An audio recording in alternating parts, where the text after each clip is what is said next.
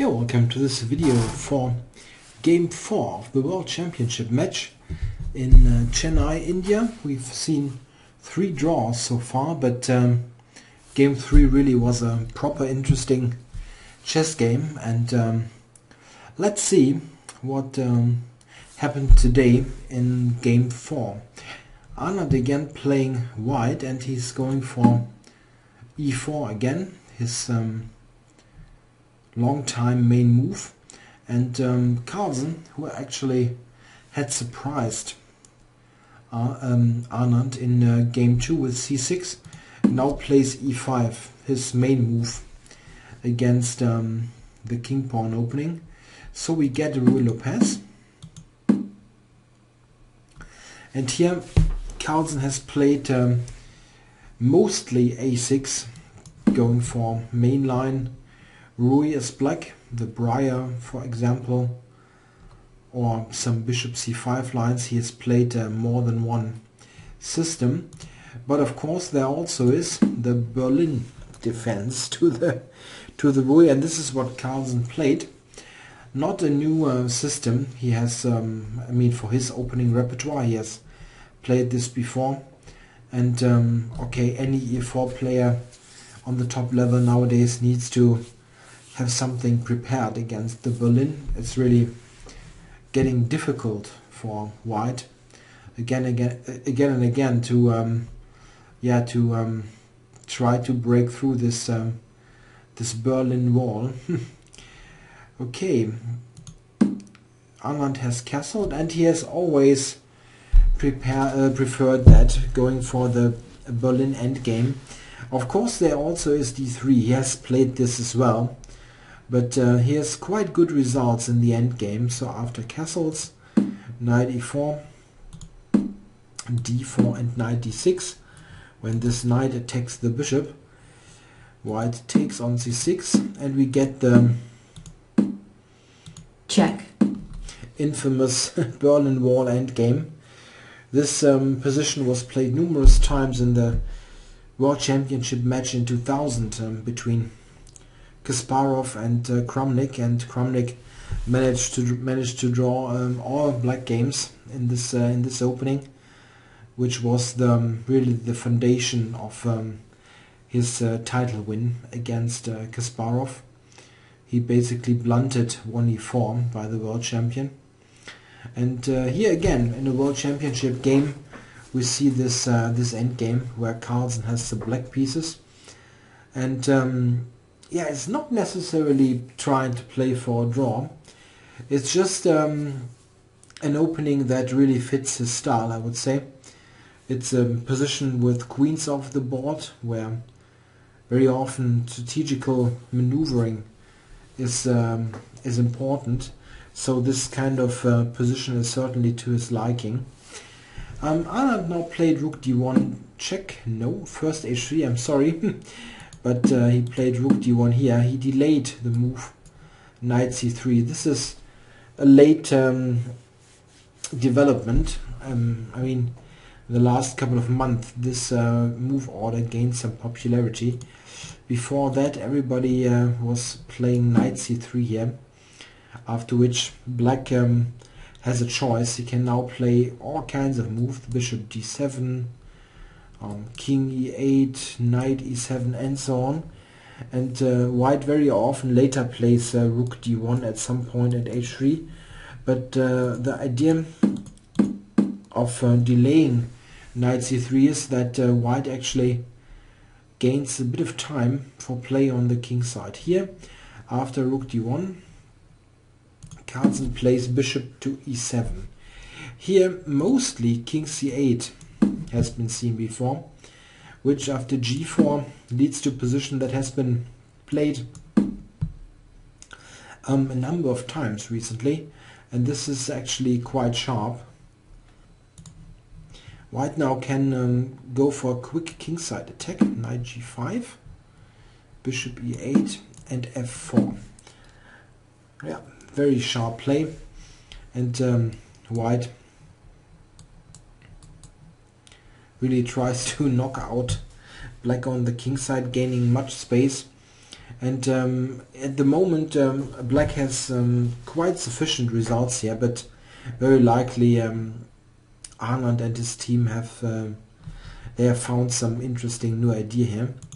Carlsen played bishop e7, which shouldn't really be a surprise to Anand, because this move has been played 3 times already by John Ludwig Hammer, which who is Carlsen's second and former schoolmate, and very good GM himself.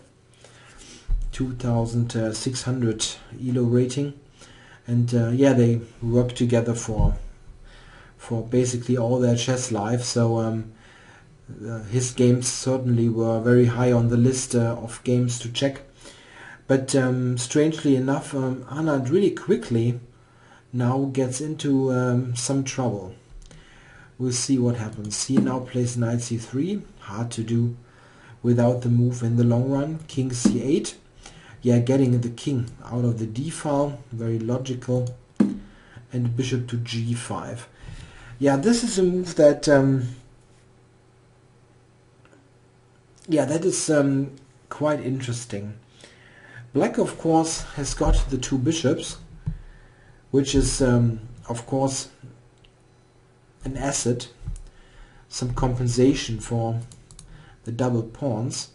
But on the other hand, this bishop on e7 quite often is a problematic piece, especially if you want to play c5 at some point. c5 and bishop c6, for example, can be an idea to activate the d7 bishop, and maybe with the pawn on c5 use the d4 square. And what I'm getting at is, if you want to play, or if you play c5, you would really kill this bishop on e7. It's always biting on this pawn. So this exchange is something that has also some positive effects for black. It's not all good for white. We see that after h6 and the trade, now rook d2, also quite an obvious move using the d file. In a game, Emanuel Berg against John Ludwig Hammer, a4 was played, and we see that after this, bishop c6 was black's idea, and in fact the game relatively quickly ended in a draw. This does not really seem to threaten black position much. Rook d2 is the world champion's move, c5, and rook a to d1. And I guess after bishop to e6 we get to an important point. It seems that here Anand didn't really find or choose the right plan, because the tables really quickly now turn to black's favor. He played knight e1. The idea could be something like that, and this kind of regrouping. It's quite similar to what we will see in the game. Oh, this looks weird.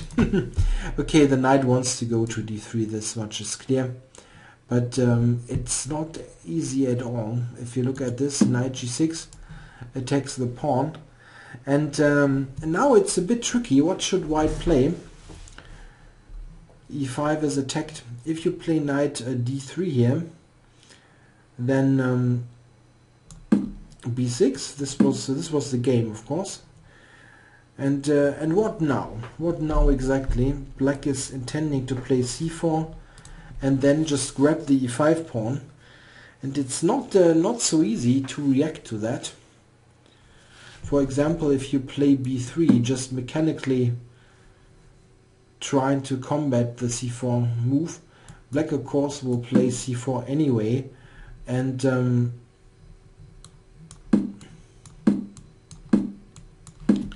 line like this is just slightly better for black, because he's got a bishop.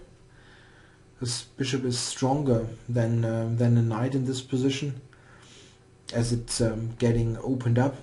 Also there's an non-symmetrical pawn formation in the works, 2 pawns against 3 pawns. And also very important, white actually has some weaknesses, f4 for example, and almost all pawns are weak, while black's pawns are nicely positioned far away from white's camp and without offering any big weaknesses. So this does not really help, this b3 move. I'm not sure how white should defend. Anand chose, I think, from a practical point of view, a good move. He played knight e2, just ignoring the fact that this bishop is looking at the a2 pawn, and he just concentrates on the regrouping ideas that he has. And yeah, Carlsen just took the pawn. It's funny. It really reminds you of this famous first match game, Spassky against Fischer. Fischer grabbed the h2 pawn and and lost the bishop afterwards. This is not a comparable situation, as black's bishop can get out rather quickly. Of course, white's idea was to trap the bishop. This is the only move to pose any problems, and after c4 he went for knight c1, yeah, attacking the stranded piece. Black can take on b3, of course, and white here just recaptured, attacking the bishop twice. It needs to go to b1, otherwise it's gone. And here played f4.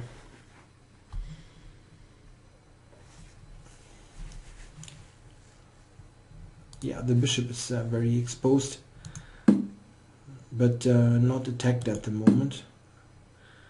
Now it is attacked, needs to go to f5, and now g4. Yeah, white has gained quite a number of tempi after his pawn sacrifice. Anand in the press conference admitted that he had somehow misplayed the opening and was in quite some trouble at this stage, simply because if you look at the position, you pretty quickly, I think, get the impression, let's just put this on the board to have the game position where f4 is protected. It looks very very nice for white, actually, like he's got some decent compensation for the pawn. But the problem on the other hand is it might be compensation, if it's sufficient, not quite sure, but it might be compensation. The problem is, however, that very easily, if you make a second-rate move and the defender here, black, manages to consolidate and simply not getting mated or blunder material back, then black has excellent winning chances, also because of the better structure and the bishop.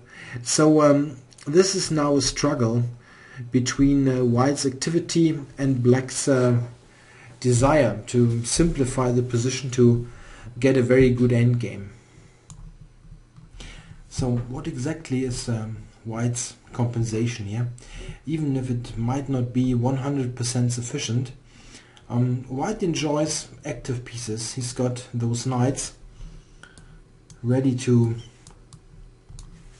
go near the king and support those advanced pawns.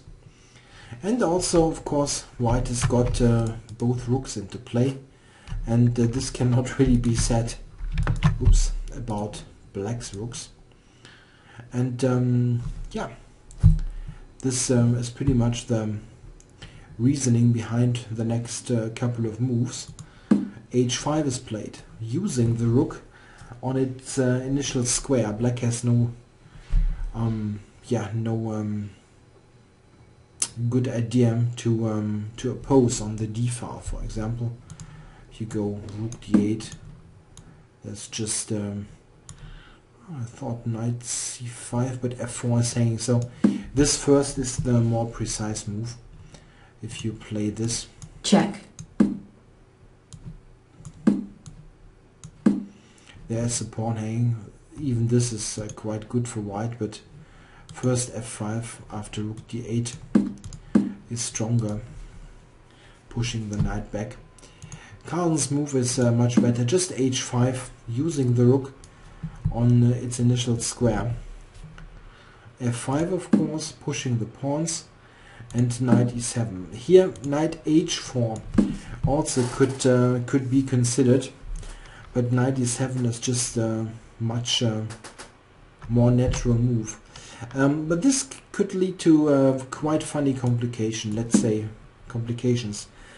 king f2 and g6. Here white has an interesting way to gain counterplay. This is rook c1, using it on the c file. And if we look at this, the point is that white attacks with knight b5, and in this exact position it's not so easy to defend. Black basically needs to play c5, there is no other move, and then b4, just ripping open the queen side. After a line like that, check.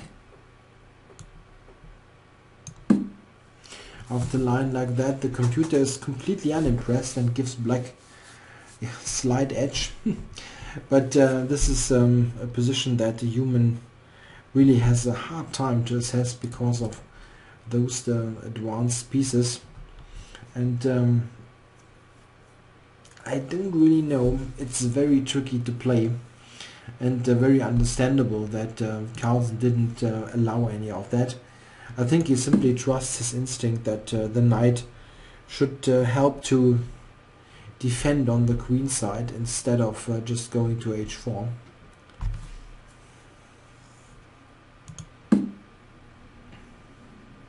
Yeah, knight b5. This prepares this attack against c7 and also allows a redeployment of the knight on d4.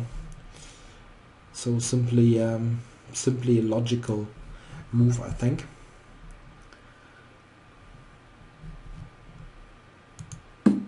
Carlsen took on g4.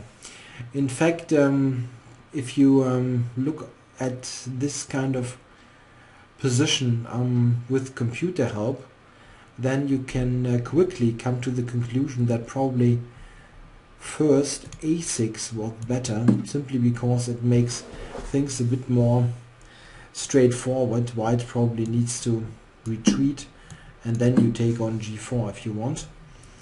In the game he immediately took here, and now in this position white actually had a funny opportunity that is yeah, as so often, difficult to spot.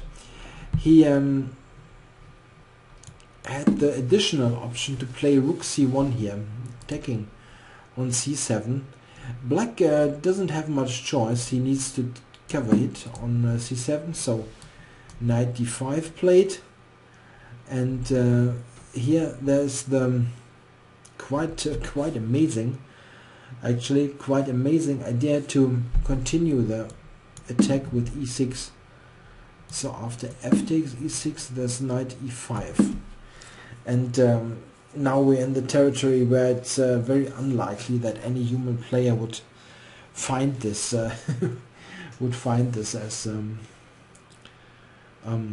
as white. This position is in fact very funny, because there are even some mating ideas here. If black plays a move that doesn't change the position at all, I just want to show the threat, let's say rook g8, then white can sacrifice on c7. The point being that knight takes, knight d6 check, king b8 checkmate, leads to a very funny type of smothered mate that you really see very rarely. Very nice mate. And instead king a6 of course is checkmate, is also mate, a less cute one, but still a nice mate. Rook c7 is a threat, so black should react to that. And one good reply is a5, giving the black king some room. And after, let's say, takes and c5, the game simply continues. Black has two extra pawns, but white has lots of activity. It's not clear at all. I think rook c1 was a very viable alternative, but he decided for something else. He just recaptured, which is not bad. I just thought that rook c1 is worth mentioning because it's or rook c2. It's very similar. It's worth mentioning because of this interesting rook takes c7 idea. Yeah, here is yet another critical position of this game. Anand here played the move rook to h4. Not without logic, of course. It's just an attacking move against the g4 pawn, and it does not really spoil much, but it seems that a6 was probably the more promising way to play. After knight d4, the logical retreat, there is a5 intending to play a4, and this is quite funny. Black suffers from coordination issues, especially the rooks didn't participate in the game, and now black, with the help of h5 and the capture, he has activated his rook on h8, and now he's trying to play a5 a4, activating the other rook, or maybe even to the first rank. So it's quite nice how black activates his pieces. It's well possible that this was the easier continuation. After the rook move, of course, knight f2 is played, and then knight c6. This was Carlsen's idea, to activate the knight here and try to get counterplay against the e5 pawn.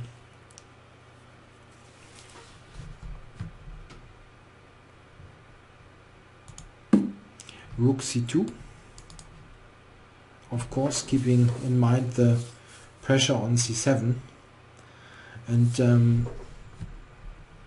now a5 was played with the same already mentioned idea to activate the rook in this way.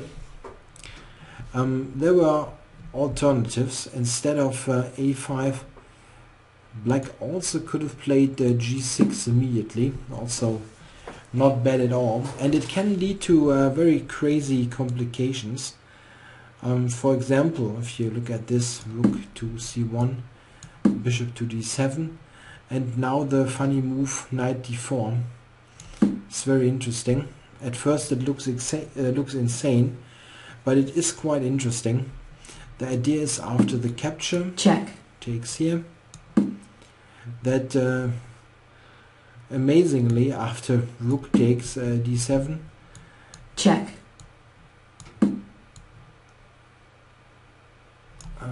is it g2? Just a second.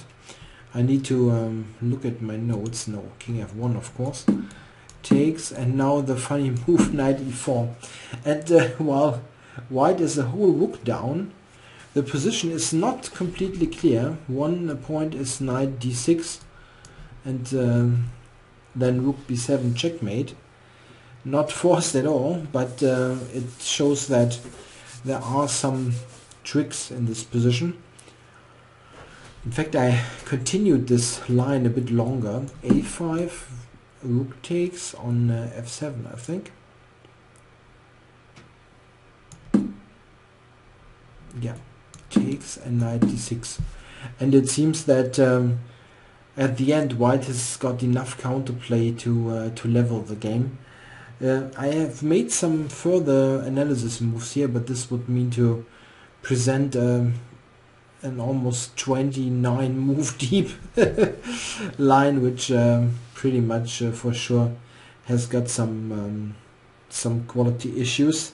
Long line, wrong line. It's an old saying attributed usually to Bent Larsen. Yeah, this would have been a very crazy continuation, but as mentioned, Anand after a5 was played and not g6, and now Anand played rook c4.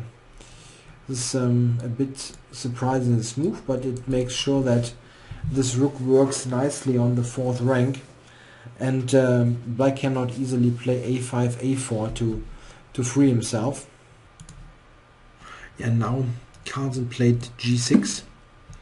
Yeah, quite a logical move again, fighting against those pawns, and white would be forced to move the f-pawn. For example, taking here, then black gains lots of scope for the bishop, so this is not the way to go. Of course, Anand played rook c1 first, attacking on c6. After bishop d7 he played e6, pushing his pawns. So this majority has traveled quite a long way now to e6, a pawn on the 6th rank to get counterplay. And now bishop to e8. So we see that white is a pawn down, of course, but he's got lots of activity. All those pieces are active. Plus there's the e6 pawn, which also is potentially strong. And now the next move is very, very important. And the only move, if you analyze it a little bit deeper, the only move that keeps white into the game, or keeps white in business in this game. He played the very strong move knight e4. As like so often, the best defense is an attacking move, an aggressive move, and not a move that simply does nothing and try to defend passively. It of course gives up the g4 pawn, and Magnus just took it. Check. I think it's just a practical decision. 2 pawns is quite a lot. So black is 2 pawns up now, which also means that at the right moment you can always consider to sacrifice an exchange and get to an ending where you have quite a number of pawns. So we'll see this is an important motif. Now of course white played king f2, what else? And here, exactly here in this position, probably black had the opportunity to make something out of his advantage. It's clear that black is the one that is going to win the game, if anything. If white's active defense fails, black is the favorite to win, but it's difficult to play. It seems that here the best move is rook to d8. It looks very logical, but only after the game it comes to you. The idea is to activate the rook in this way. A possible line to put it on the board.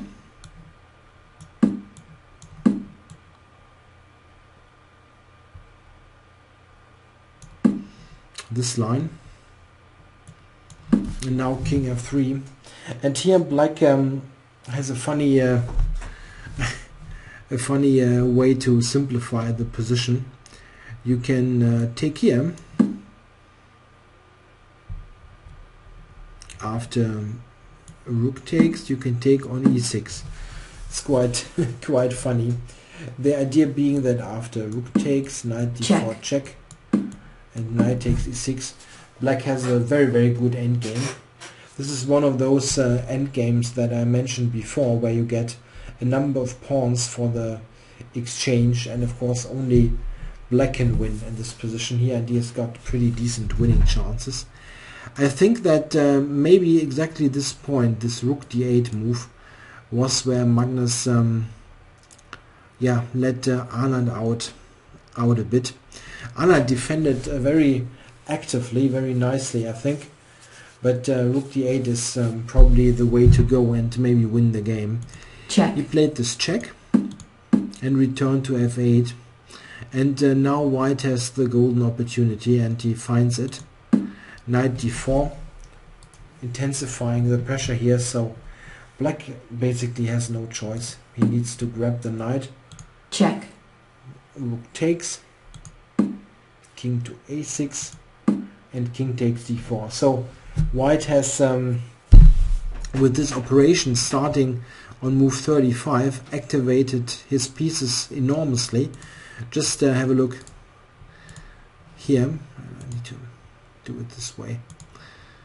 Yeah, two pieces that are passive, and white manages by giving up one pawn Check. to Check. activate the king. Check. And reach this position on move 40. White is still a pawn down, but he's got the very, very strong e6 pawn, notoriously dangerous. Black's king is slightly exposed on a6. It's not like a mating attack, but you can often use tricks against such an unstable king on the side of the board. Check. Rook d8 was played here, and Anand now played king c3. The computer wants to play king e3 and says, alright, this is equal, but it's very likely that after king c3 it's a draw anyway, and this is because what now happens, this simplification into a first double rook endgame and then a pure endgame, a pure rook endgame. It's very difficult to avoid all that. If you look at this position, black was Check. activating his rook. This is quite normal looking, and here there's not much else. Rook c8 is played, and this forces further trades. Yeah, first rook d3, but in Check. the long run we have this trade of the minor pieces,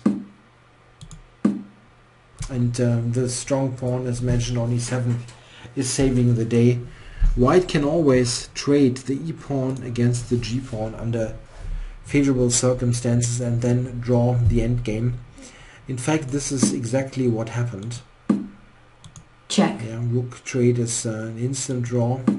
This is just taking a bit of time, but we get to this. Check. Yeah, white's trying to prepare the promotion, but black has everything under control, Check. of course. Check. Yeah, couple of checks. Check. It's not too much happening. Besides this move, you can sometimes relax too early, and this is exactly one of those positions. Carlsen has just played rook e6, and what happens if white takes the pawn? In fact, this is a big mistake because of b5, and this threatens b4, which is completely deadly. It just mates white. Very difficult to do anything against it. Black is on -5 already, so rook e6 was a final little trap that you can easily fall into if you relax too early. If you give this to a good player, he will recognize the b5 idea, but sometimes you don't look for ideas, you just say, okay, this is over, and play moves, but you always need to be cautious and check the most important things. So we at the end get this endgame. Check. And there's no room for any improvement, basically. I tried. Yeah, one pair of rooks down, and white got the b3 pawn. Yeah, here a draw was agreed. They didn't play it out to bare kings, which would have possible if you really want to spend more time on the board or over the board than necessary. This is a very trivial draw. Just in case you don't know the drawing mechanism, there's more than one. But with the B pawn, like this, and the G pawn, there is an even simpler way than, or the simplest way of all. Here is to just put the king on G1 and the rook on the first rank, and then simply do nothing, and at the end draw the game, because the other side didn't get anywhere. I can put that on the board if you like, just to show the general idea. I'm just playing some passing moves. King b4. Of course not. Sorry. So now you can start to advance. Yeah, and this is all that black can manage. And simply the rook covering the first rank prevents black from giving any sort of check. And this position is simply completely dead draw. One of many drawing lines against a B and G pawn. So at the end, a draw. Again, the fourth draw in a row, but not a draw that merits or deserves any criticism. A great fight where Anand got in some pretty substantial trouble out of the opening. He tried to sort of ignore all that, sacrifice a pawn to get active play, and of course it brought him some activity, which at the end, after knight e4, very strong move, was enough to draw the game. Probably Carlsen missed something. Move 36, rook d8 was a good alternative, and also instead of rook h4 there was a6 at this point, maybe slightly more precise. So there were chances for the challenger in this game, clearly, but we also see that Anand is not in bad shape at all, finding moves like knight e4 and defending precisely under that kind of pressure that he was under from quite early on in the game. I hope you enjoyed the video. I'll be back, let me think about it, on Friday with Game 5 coverage. Thanks for watching.